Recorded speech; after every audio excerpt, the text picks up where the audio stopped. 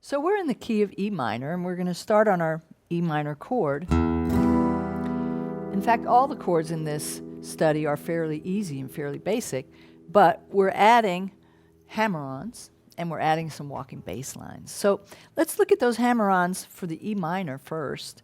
We're just striking our 6th string all by itself and then strumming. And then on the 5th string, we're going to hammer on the 5th string, so open to the 2nd fret. 1, 2, 3, and 4. Okay? Now, from this point, we're going to add another bass note, which I have to say is your pinky. You could play the E minor with 1st and 2nd fingers and use your 3rd finger, or use your pinky there. So I want you to play around and see what is least distasteful to you. I know sometimes it's hard to get the pinky up and running, but good exercise. So just do this a couple times. Okay, so that's what we're going to do on our E minor. Then we're going to go to the A minor. Our root is on the 5th string, so hitting the 5th string, then playing the chord, and our hammer-on is going to be now on the 4th string. Okay, open to the 2nd fret. Now, I sometimes like to anchor my right hand. And again, this is something you have to decide what you like to do, what gives you more control.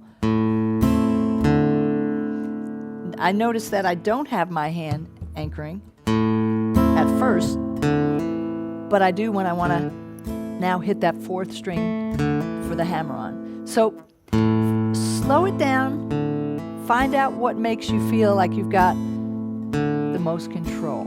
If your hand is never anchored, then you have to really be able to hit the strings right on. It could be a little difficult at first. So that's our hammer-on, and then we have a measure of just some walking bass line.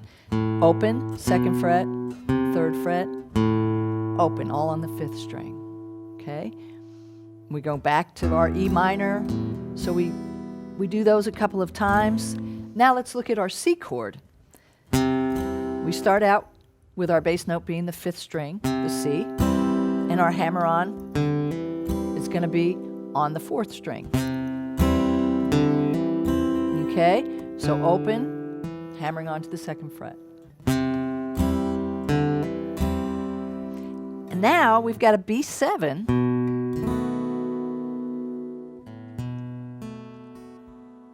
Second fret, 5th string, 3rd string, 1st string. 1st finger over here on the 4th string. Okay? And our E string is going to be silent. We're not going to be playing it, except for when we add that bass note. Okay, so there's an F sharp, and it's the 5th of the chord. Okay? So you might want to practice the C. That's a little bit of a unusual change in chords. If you're not used to playing that B7 especially, it could be tricky. And you do have to move all your fingers. So spend a little time there, get that smooth, get the hammer on, and your added bass note up there. And then we're going to end back to our E minor.